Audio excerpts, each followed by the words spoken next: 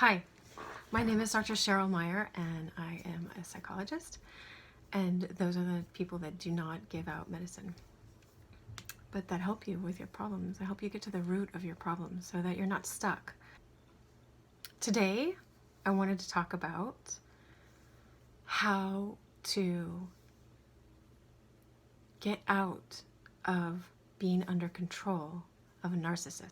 Okay, so there's a saying, it's as hard as we resist. If we keep resisting, then something is really difficult to do. If we don't resist, it's not hard. But what my job is to do is to work with people and to help you guys understand, as best I can on a YouTube video. I'm not your psychologist, but if you live in the state of California, I'm doing telehealth right now. Oh, I need to close that. This is a serious conversation, but we can still have fun in life. This is part of the solution, actually. So what a narcissist, the way they operate in life is one of lack. So this is my job, is to work with people and help people understand the underlying patterns that they are involved in, because it's not like we want to be slaves to a narcissist and their behaviors. Who wants that? I don't even think the narcissist wants to be under that. I mean, they don't. They feel empty. So what we can do to get out of this is to understand what's keeping us hooked in. Like, they throw the hook out and we are taking it. We have a choice in this matter. I grew up with a narcissist, and I won't go into where or who they were. But unless we heal these old wounds and these old patterns, then we can keep repeating it, and we have narcissistic tendencies, and we don't want to have that. Like, we know already the experience of being under that. So I remember one woman was talking about, and I wish I remembered her name, so this is, someone else said this, we can maybe look it up on Google or something, but she said that the mentality of a narcissist is, I am the piece of crap that the world revolves around. Okay, so sorry to put it bluntly, it's not like psychological terms, clinical terms, but it's important that we understand this, because if we understand their mentality, then we can understand how to move out of that mentality, and then we're not speaking the same language anymore. So what a narcissist unconsciously wants, or consciously, I don't know, mostly unconsciously, wants you to believe, because they believe it themselves, they're invested in it themselves, is that they're in lack and they're in need, and they are missing, they're missing love, they're missing an inner sense of their worth. It's weird, because narcissists can be very charismatic. They draw a lot of people to them. Lots of people like them usually. They can be very successful in work, or they work really hard to become successful. But what they call, I'm just going to tell you everything I know about narcissism as much as I can. I plan to do it just quickly. And it's in my video about Mac Miller's song. Mac Miller's song, I'm just describing a lot of these same things. So go to that, because it's really compacted and it's great information. But I'm sure I'm covering a different angle right now. Is narcissists need food, okay? So they call it narcissistic food. And you, my friend, if you're watching this video, probably have been the narcissistic food to a narcissist. And so it's kind of like a vampire, but not one that has a closet full of money and wants to take care of your baby and can stay up all night holding it. I remember, anyway, I won't go into that. I'm just talking about the Twilight movie. This is a different kind of vampire, and so it's serious. They don't know their worth, and so they constantly need people around them to prop them up and keep filling them up. And sometimes they go to addictions, all kinds of different addictions, in order for the substances or the other people, or whatever the addiction is, to keep building up their ego, because they don't know their authentic self underneath. They don't know the real them. They don't know that all of us have access to love. We're all connected. We all have access, like what I just said, to an infinite source of love. So the more you learn how to do that, and I know lots of people that go to churches and gone to churches their whole life, but feel disconnected from God and don't know this infinite source of love that I'm talking about. So all my videos, I'm trying to teach people, I'm doing my best to teach people how to connect to that real sense of love, that real source of love that we all have access to. So that, because what that does is that actually frees you from a narcissist and heals you from a narcissist. It's just like, you know, when people go to AA and they surrender to a power greater to themselves. Right now, if you keep taking the hook of a narcissist, then you're letting yourself, and not on purpose. Like I grew up with this as a child, so I thought I had to live this way and that everyone was a narcissist and I had to feed them the same way. And so you don't realize that you have freedom. It's like you have chains on you, but they're chains you can take off. You can release those chains, but you don't realize you have a choice.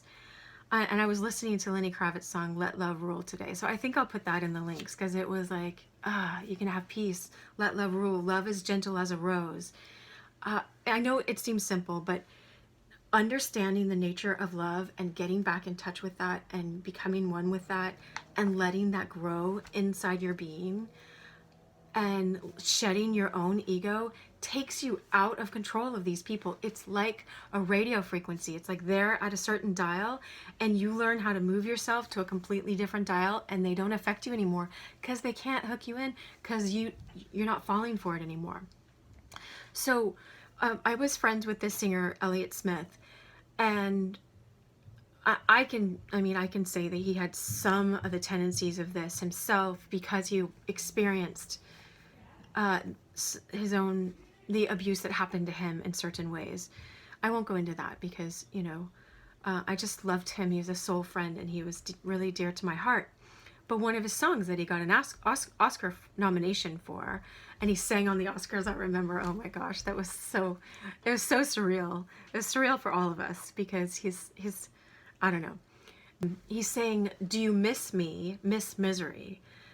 Like M-I-S-S period, like Miss Misery, you are Miss Misery and in misery with me. So miserable, the word miserable is able to be a miser with love. And so a miser is like a Scrooge, you know, someone that holds on to their stuff and won't let it go. And they think there's a lack. Again, this is a lack mentality. Narcissists are in a lack mentality. They may look like they're in abundance and they have a lot of money or whatever, if they do, or a lot of fame or a lot of whatever. They are missing the sense of love and intimacy and connection inside. They didn't internalize a loving parent. There's something messed up in their attachment.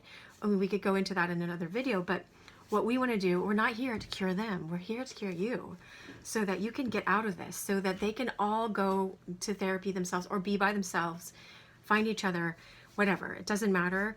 We just are not meant to be manipulated. No person is meant to be manipulated. And so how to do that is they are in a sense of lack. And so they're able to be a miser with love. They withhold love and they want all this adoration to fill them up. So when you get sucked in, they will make you not make you, okay? They do their best. They learned how to do this as an adaptation skill for them to survive or whatever. I'm not making excuses. I'm just saying not all of it's completely conscious, but they do this behavior where they're like, what? No, I wasn't doing that. What are you talking about? I don't do that. No, I do this. I'm a great person. Da da da da da da da da. Don't trust your feelings. You need me in your life. I'm the one that brings you all this. You're never going to have this. It's sadly, it can be a great cause of domestic violence. And so I'm doing this right now in this time. I won't go into what time it is, because I want to make this video timeless for anyone that's dealing with narcissists. But because some people are stuck with narcissists and they're not knowing what to do and how to get out, and I want you to learn how to get out. So, okay, what I do with my clients is I help them understand what's the draw, okay? So if you keep going to a narcissist, it's because there's some part of you that doesn't know that you have the power to live your own life and take responsibility for your own life. Or, I mean, I can tell you this, but look, ask yourself. I'm afraid to separate from a narcissist. I don't choose to let go of this person that just keeps sucking the energy dry out of me. I don't choose to set up boundaries and not dance this dance with them. You can change your pattern. I know people that are married to a narcissist. I'm not saying, you know, just divorce and it's over, but it's important that you understand your patterns and how to separate yourself psychologically from their patterns, because there's two people that are doing a dance, and we believe that we have to be their food for a reason. Like, why are we giving them all this narcissistic supply, they call it, all this food? Okay, so it's important for us to understand, and that's what I was saying. I ask my clients, I do open-ended because questions. So I'm not your psychologist. If you need one, find one near you if you'd like one. I'm in the state of California, so I'm doing telehealth right now over the internet. If you live in the state of California, feel free to contact me. I have a couple openings, a few for right now. I don't know when you're getting this video though. But, all right. So a narcissist doesn't want to own their shadow side. And so they push that off on other people. And they want you to be the shadow side for them, because they want to see themselves as all clean and nothing's wrong with them. Everything's wrong with you. And that's part of the gaslighting, is you start distrusting yourself and believing you're the bad, because it feeds them, it keeps them around, because somehow we think that we need them around because we're buying into their idea that there's lack. But there's not lack. We are all connected and we all have access to love, and we all can learn how to have that love and heal these old wounds that tell you you're not worth, and that you have to stay with the narcissist and keep feeding them what they want and keep taking on their shadow and keep taking on their shame. So you feel all the shame for them, and then you feel all the shame because you degraded yourself and let yourself be a doormat, because none of us likes that. And you're worth so much more. You're worth so much more. You are worth so much more. So what we want to do is look at, what are we afraid of? If I let go of this narcissist, psychologically, we're just talking about psychologically, if I let go of trying to do all the things they say to keep them around. I used to say to my clients, it's like if someone said, here, you know, you need to buy me a 6-pack of beer, and I'm the one that keeps showing up as their 6-pack of beer, that just keeps them numb, keeps them happy, keeps them feeling good about themselves or feeling important or whatever. I keep giving them and giving them at the cost of draining myself, at the cost of forgetting who I am. So what happens, that just gave us an answer, because I let this flow organically. I have some notes, but I let this flow organically, is at the expense of knowing ourselves. So look for a second. The other day I put Colby Kelly's Try song on, because she's like, when you look in the mirror, do you like you? Because I like you, you know, do you like you? And then, anyway, I won't sing it right now, but it's understanding, if I keep trying to feed the narcissist, it might be because there's something in me that doesn't know that I'm going to be loved. If I let go of this, someone who's being manipulative or abusive, whatever the extremes are, and not treating our relationship with dignity and respect and reciprocity and justice and kindness and gentleness. Oh, there's Lenny Kravitz's song that I want to put at the end. I was just listening to Let Love Rule, and it's like, love is gentle as a rose. And oh, I have my rose matches here. It's like, I always have a rose somewhere in front of me because our life is like an unfolding rose, and you can make it beautiful.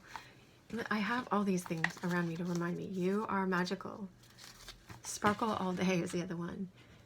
Life is beautiful, and you are worth it. Well, I don't know where that went, but it's near, and you're worth it, even if I don't have a sign for it.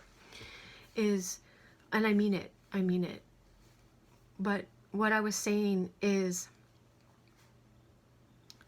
sometimes we hold on really tightly to a relationship. What I know is because in my childhood, I thought all relationships were like that. You had to keep finding this person who felt empty and keep propping them up and making them feel good and making them feel like the best. And I mean, I can genuinely love people and my heart just goes out and I love them, love them. That's different, you know? But when you get in this destructive place where you're trying to constantly, it's like you learn this as a child, how you pick up on what they need and how to keep supplying it for them. But then it turns into like, if they don't know how to connect with love themselves, then you are like a drug and they become dependent on you in a way, and they can just replace you like that because they just find other narcissistic food. And so you feel like an object. And it's all because, let's look at, I don't let go of behaving in that way. What if I let go of like, get your own beer? Like, you know, I'm not doing that. I'm not being your drug for you. I'm not doing your therapy for you. I am not your therapist. I'm not, it's not my problem. Like, I'm sorry and sad that you experience this, and you can experience pain and lack and disconnection as long as you want, and you can keep going around trying to feed your ego, trying to get a bunch of people around you to make you feel good in the moment. I'm not in charge of that, but let's look at what happens.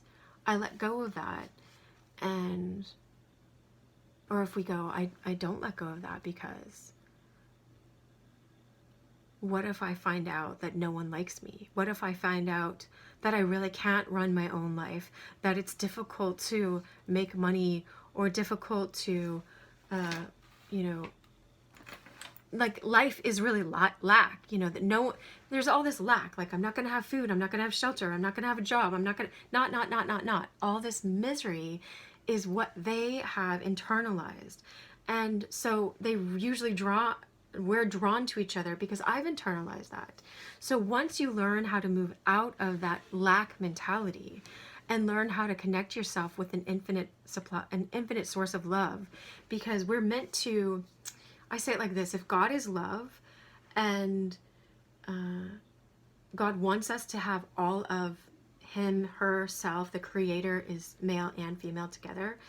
If we're meant to have the fullness of love in us, then we're meant to vibrate at 100%. If it's like a vibration, like if we're all atoms and frequencies and spirit and soul in a body, then we're meant to operate at that same frequency of full love.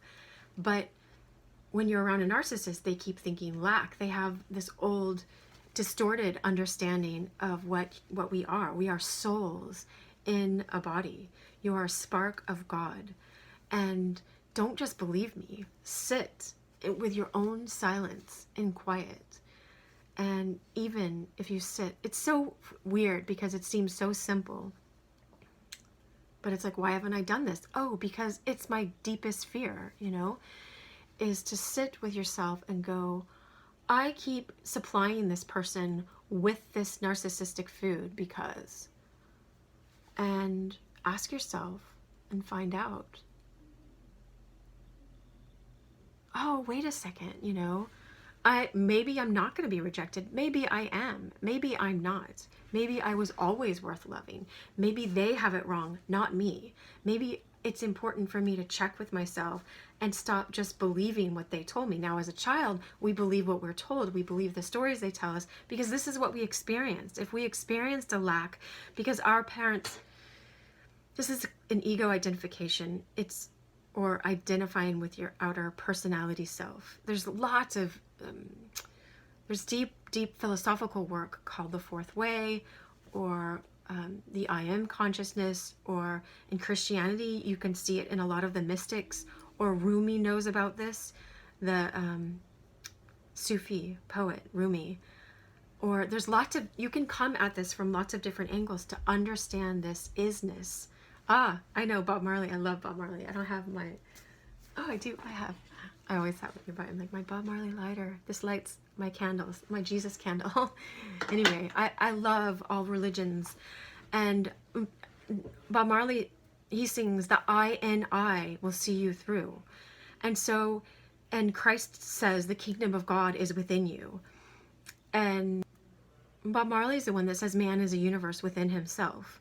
And it's the same concept. It's getting into this quiet place so that you can understand, like in the Jewish religion of the old, you know, the Torah and the other scriptures of the Old Testament, what other people call the Old Testament, the prophets. It's in the prophets.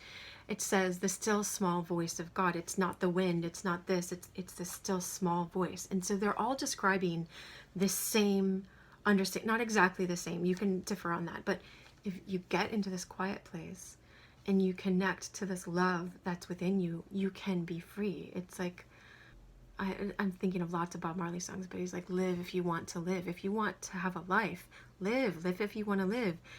And what does it say? It's like, emancipate yourself from mental slavery. None but yourself can set you free. That's what it is. I'm like, so there's all these truths. You can find them. They'll come to you. You can ask God, ask the Creator to bring these truths to you. Now that you've heard this, and you might have heard this because you were already asking for that somewhere in your heart, because we want freedom from this. We're not meant to be enslaved to this. So ask, and the universe will keep bringing it to you in songs. Like I hear it in Bob Marley. I hear it in all different religions. Because okay, so go to this deep place within you. I challenge you, I invite you, and look at, who am I? Who am I? Who am I without this person? Who am I without my job, without my title, without my friends, without the place that I live in that I know so well, that's familiar? A lot of us are in a very unfamiliar place right now around the whole world. I can tell you it's 2020 when I'm making this. And we're all experiencing something. And if you don't have this deep isness, this deep sense of your real soul self built up inside of you, then this can be a lot more challenging time. I heard from some of my other communities online that a lot of people are going to enter the dark night of the soul. So you can be mindful of that. And I am here to serve you guys and to bring you love. And I want to bring so much love and healing, because I had to walk through this myself because I wanted to get out. I didn't want to stay. Look at what just showed up. Like, it was under this drawer. You are worth it. Okay? You are worth getting out, just like I was worth getting out of this. And I've had to work really, really hard to deprogram and unprogram and heal these old lies that I took in, that I believed that it's my job. You are a bad girl if you don't keep feeding me my narcissistic supply. And I didn't want to be bad. I wanted to be good. We all want to be good. But this is not good, to keep bringing someone their lines of cocaine. I'll call it like that, like drugs, you know? But they call it good. And oftentimes, like, I grew up in the church and they teach you to be a pleaser and please and please and please. And you are not meant to be a pleaser in a lot of respects, in a lot of ways that are disrespectful.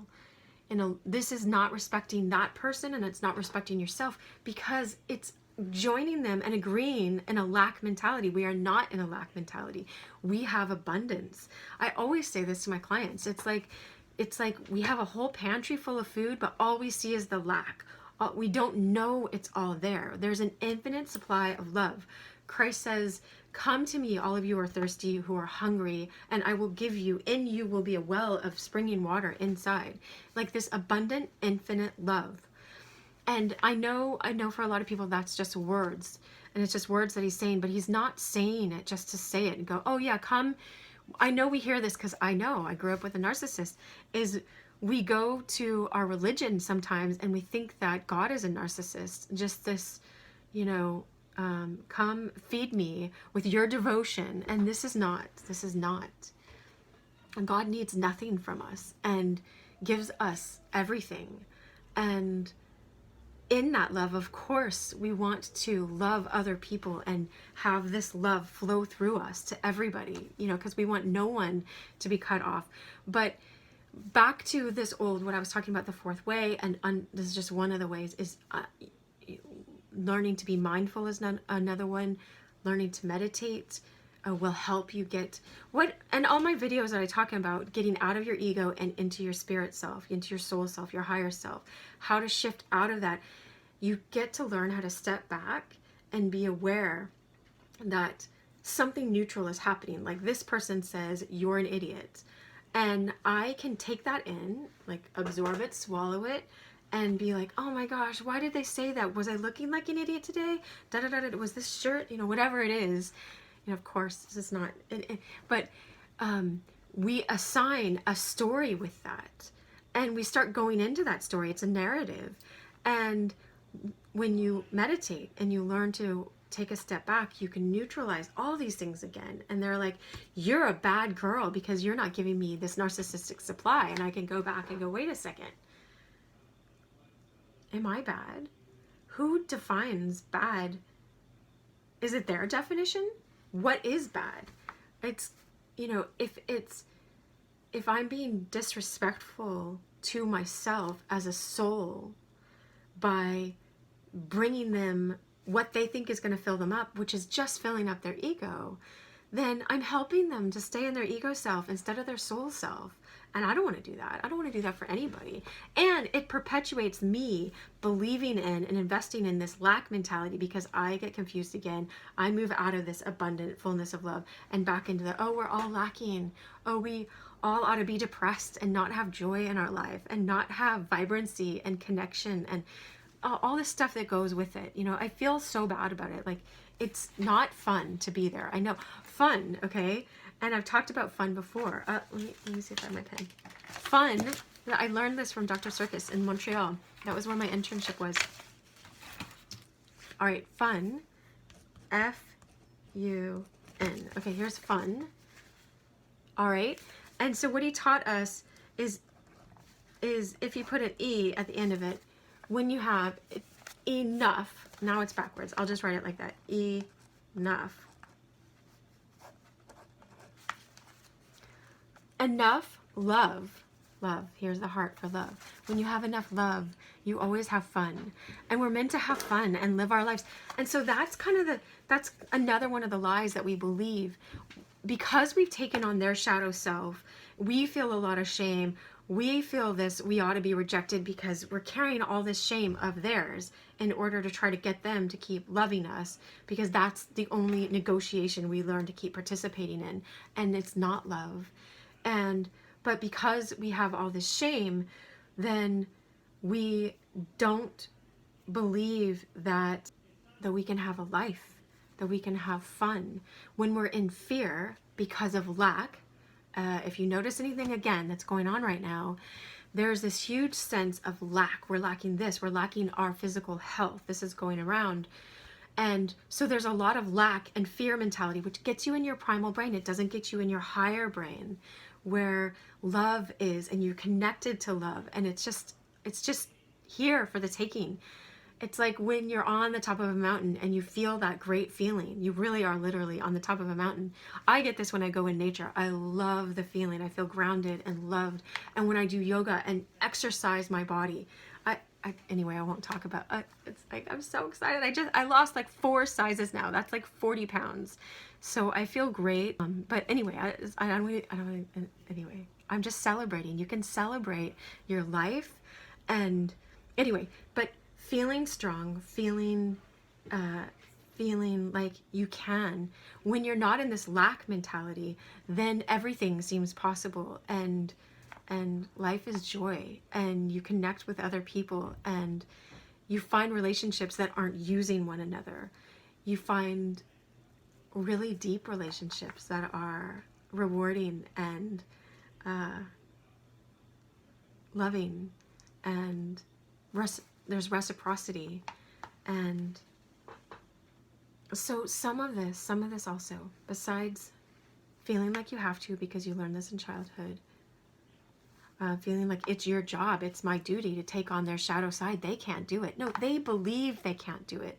This is a story that they put onto a neutral thing because they internalize it in childhood, but they can heal just like we can heal. We're getting health right now. We're healing the lies that we took in so that we get truth, so that we don't have to live according to the lies anymore. So they have this idea of lack, have this idea that you're not powerful, you can't live your own life, that you can never, you're going to be rejected, that's lack again, that you can't have joy because you're never going to have enough love, because you don't, this is what perpetuates it. You don't when you stay with the narcissist, because they don't have enough love. They're not connected to the infinite supply of love, so they don't know it. Like, don't fault them for not knowing it. We can just let go and move to a place where we're connected to that infinite supply of love, and we don't need their supply anymore. And then therefore we don't need to provide their supply as their drug, because it's not worth it. The other thing is we're afraid of the grief. I am from a family where some of them were hoarders, and they, you've seen those hoarding shows. They just kept a lot of stuff and wouldn't get rid of it. Now I've moved a lot, so I've learned how to let go of stuff. But a long time ago, I always thought, oh, I might need that for some other time, and I would hold on to stuff. And part of moving out of that is letting go of my weight. So that's great. So anyway, but we have a problem letting go when you grow up with a narcissist, when you grow up with lack and the lack mentality that you're missing. Do you miss me, miss misery? Do you miss the misery that we have together? Able to be a miser. I'm withholding love because I have this idea of lack, because I have bought the stories that are attached to these neutral experiences.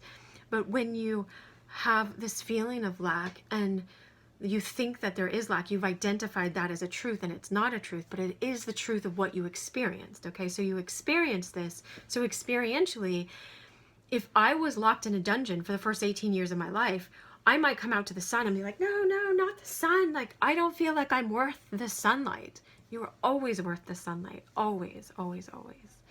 And so, but what happens is we're in this lack, and we've had a lot of pain or trauma or abuse or manipulation or whatever. So we don't want to face our griefs. And it's going to be a grief, I'll tell you right now, to let go of behaving in this way and possibly lose this person forever because you changed your pattern. They will leave you because you are no longer supplying them their food. I mean, or they'll get better and stay and be healthy. If they want to do that, then that's fine. But don't take it personally. It's not about you if they leave you. It's about their idea of lack and their idea that the only way to not have lack is to get people around me to keep feeding my ego. And you're not doing that, therefore you're worthless and I reject you. It's not about you. You are not being rejected. You are just not supplying, you're not being their drug for them anymore because you're a soul. You're not a drug. You're a soul. You're a lovely, lovely soul in a human body.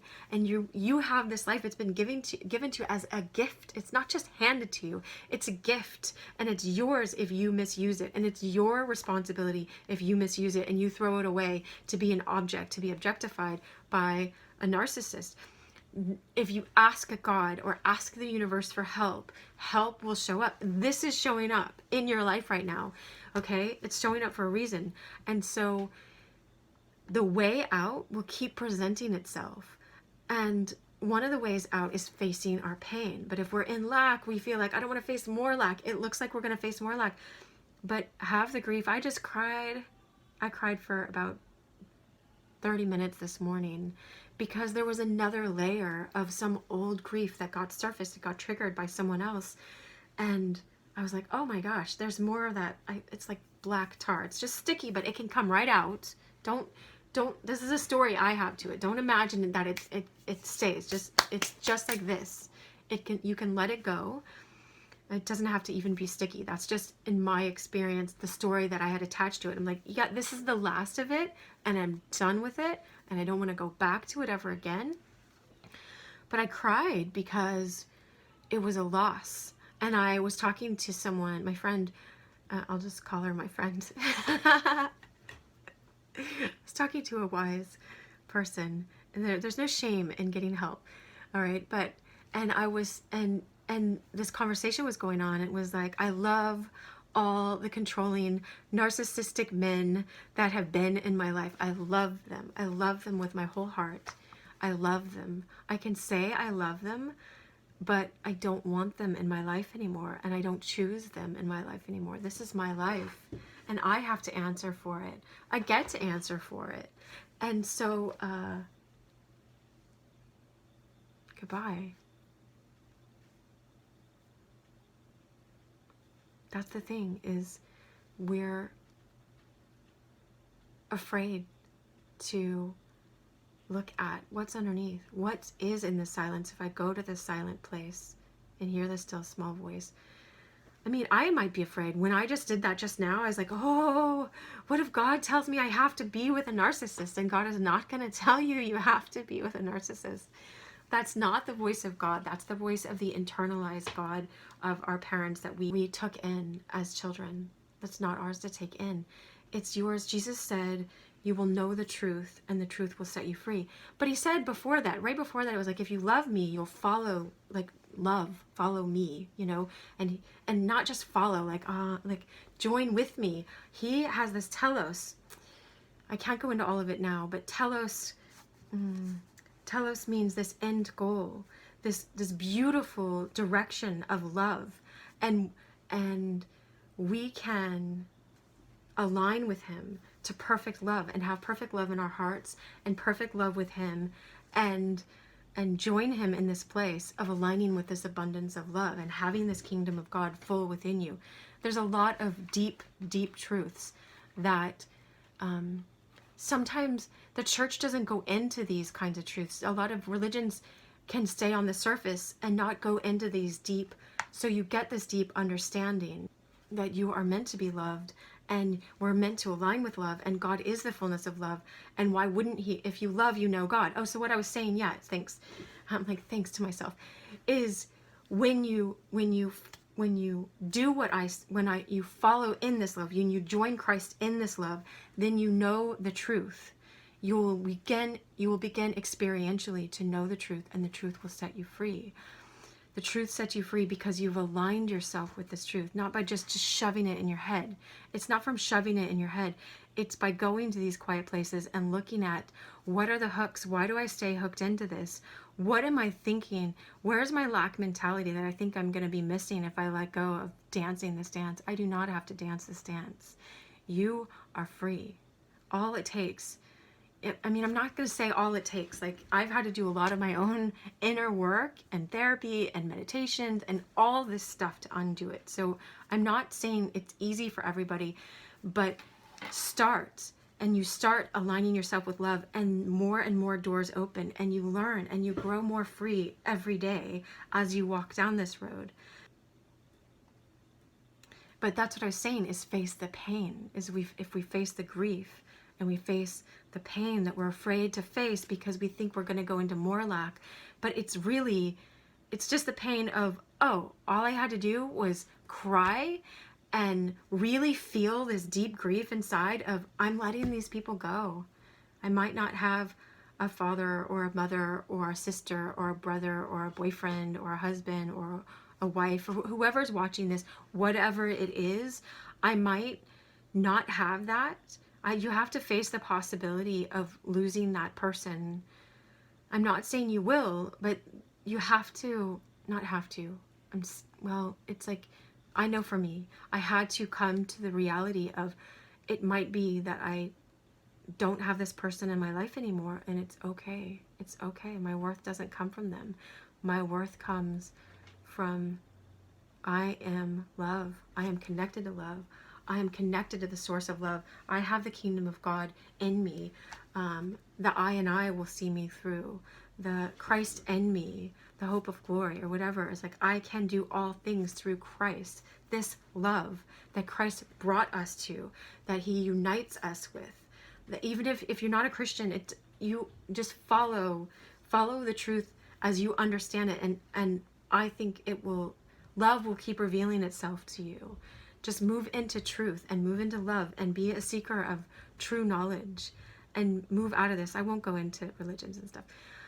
I wish you love, and I will do more videos, I'm sure, about this. And all my videos so far is about this, because this is the journey that I have had to take. Not of my own choice, but I have chosen to take to free myself from this kind of experience, because we're not meant to be in misery. And I wish you so much love. One other thing about being with a narcissist and the dance that we have with a narcissist and how to get out of it is understanding that you're not helpless. You're not a victim. They believe that lack mentality that they believe in keeps them in a victim place. And so we think we are a victim. And as long as we believe that we are a victim, we let ourselves be victimized and we let ourselves be manipulated. But it's important not to think of yourself as the powerless one and them as the powerful one, even though it feels like that.